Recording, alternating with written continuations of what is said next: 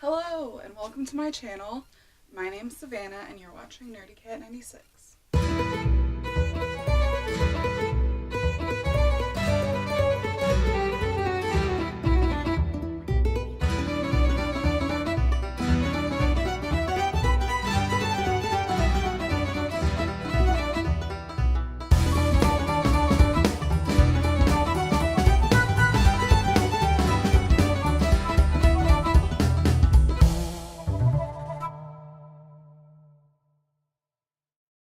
Thank you so much for joining me for my very first video.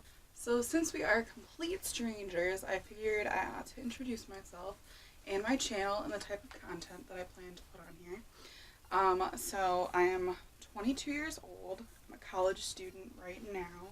If you couldn't tell from the intro, I love books and cats.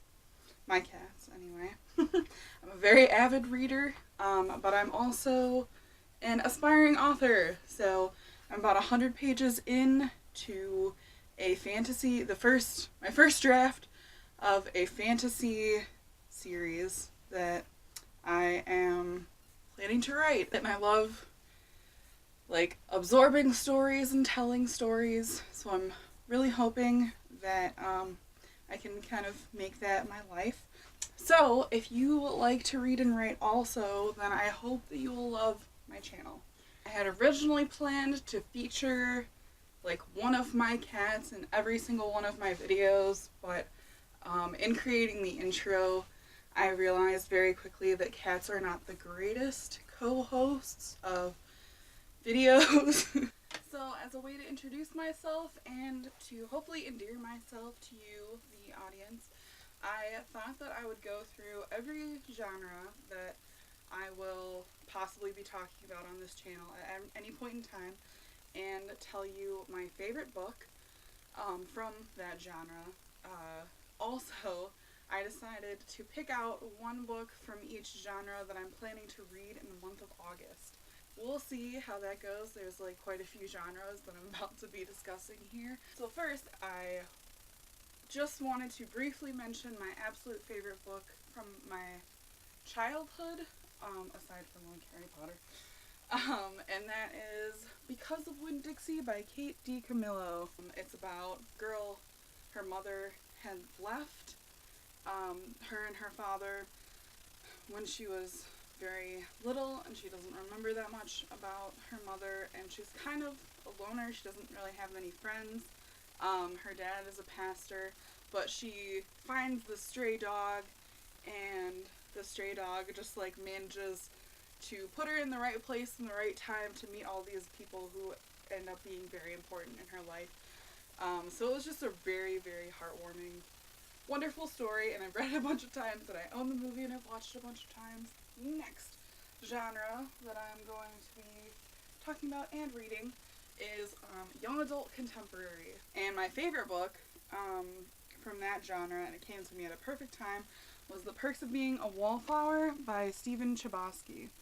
The protagonist in this story is a boy who is going into his freshman year of high school, and he just lost his best friend who killed himself in 8th grade, and he has really no friends or anyone that he can talk to about anything going into high school, which is just a really scary time, I feel like, for a lot of people.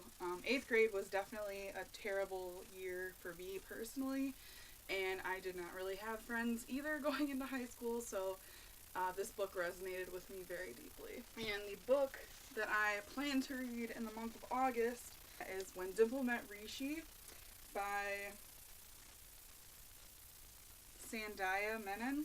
I don't know if I am pronouncing your name correctly, so I'm so sorry if I did not. The next genre that I'm going to talk about is adult contemporary. So my favorite book from this genre is Landline by Rainbow Rowell. This follows a woman who is a writer on a comedy TV show. They just got an idea for a new show, I think, in the beginning of the story, and it's really important that they get the pilot done or written by the new year or something. So anyway, it follows this woman, and her marriage, kind of. So her husband had bought tickets to fly out and see his parents in another state, and she has to like stay and work on the show if she wants the show to get produced. So she has to miss Christmas because her husband's like, we're not wasting these tickets, so I guess we're just gonna spend Christmas apart or whatever. And it seems like their marriage is falling apart, and so the protagonist is like an absolute mess.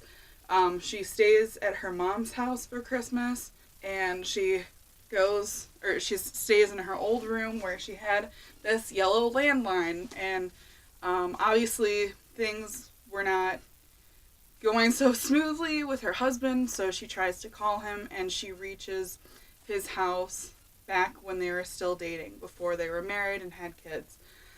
So there's magical realism in it too. This book was very important to me personally because I was very briefly a workaholic when I first moved out of my parents' house.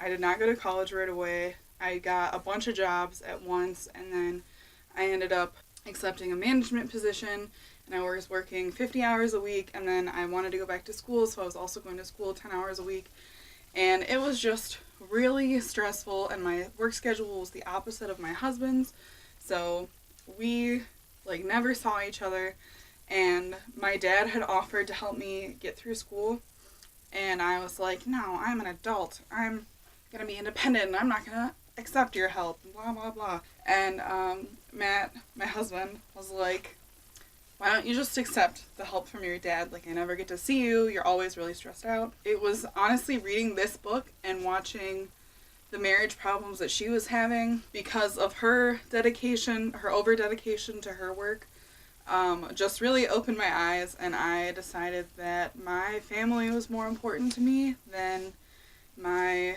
management job, when I could be dedicating more of my time to going to school and getting my degree and getting a better job. But yeah, so I'm a full-time student now. Anyway, I'm just going on and on and on about myself. But the book that I'm going to be finishing in August, because I've already started it, is Vanishing Acts by Jodi Picoult. The next genre that I have to talk about today is fantasy. This is probably my very favorite genre. So, instead of talking about my top favorites, which I feel like are everyone's top favorites, being Harry Potter, all of Cassandra Clare's books, and all of Sarah J. Maas's books, and then all of Rick Riordan's books, I wanted to show you something that was a little lesser known, and is still definitely one of my favorites. I have a lot of favorite books, okay. My favorite duology so far, out of fantasy that I have read, is the Seraphina duology by Rachel Hartman. The second book is called Shadow Scale, and I just thought they were really amazing. I've seen a few reviews on YouTube, or they were all kind of like meh, but I loved this duology. I thought it was really well written. I thought that the character development was fantastic, particularly the relationship between the protagonist, Seraphina, and her uncle. The basic premise of the book is that there was this war between humans and dragons, and they reached a peace, but the dragons had to turn into like their human form, where they're like non-threatening, and they have to wear bells to let the humans know that these other humans are actually dragons. The most interesting thing I think about this book, or why I loved it so much, was that the dragons, they're very, primal beings. They don't really have emotions or anything. But once they turn into humans, a lot of them struggled because humans have a different, brain chemistry than animals do. And a lot of them started experiencing emotions, but that was, forbidden among the dragons. And definitely one thing that was forbidden is human and dragon relationships. And the protagonist is half dragon, half human. So, and her uncle is a full dragon. So, just seeing their relationship, because even though the uncle is not supposed to be feeling or caring about his niece, he obviously does. I definitely loved that relationship.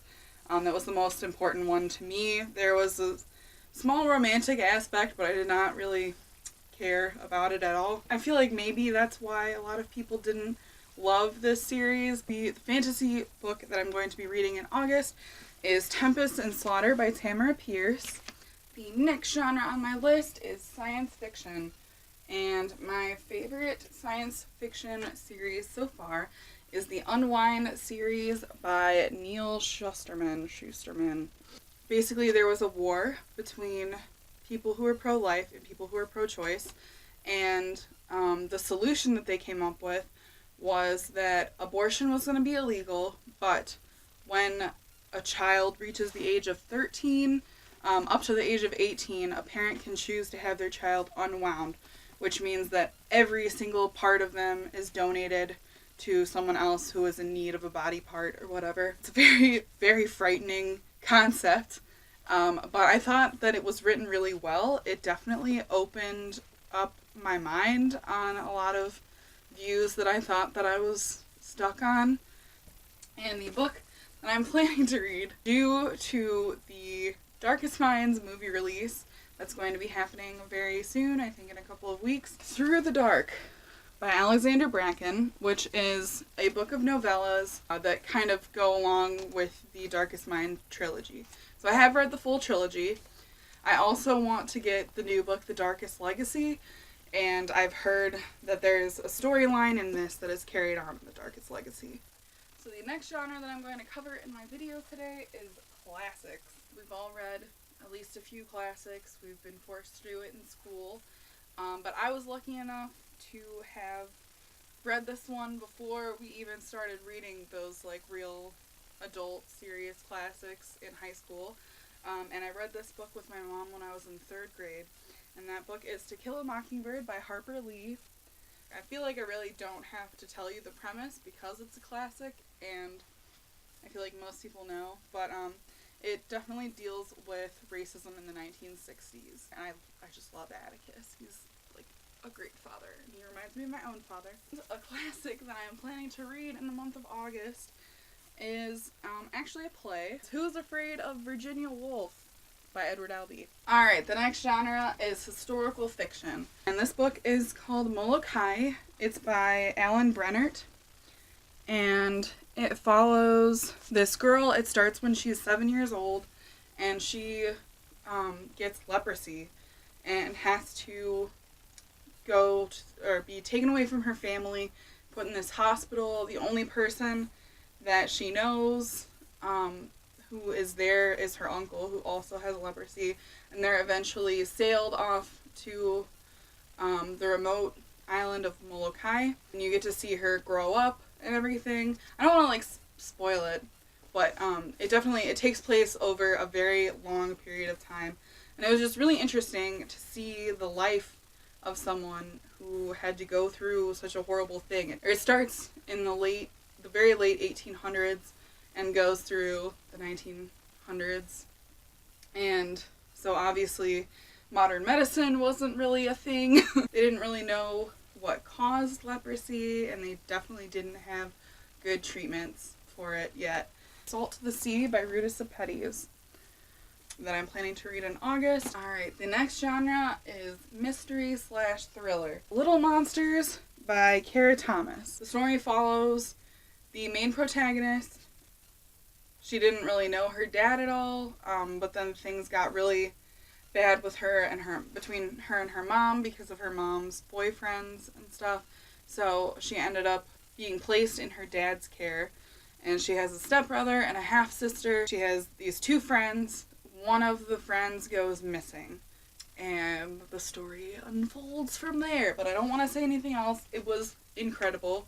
My planned mystery thriller read for August is Don't Look Back by Jennifer L. Armentrout. And the last genre that I'm going to discuss today is paranormal/horror. This one's kind of paranormal, I suppose. There are ghosts in it.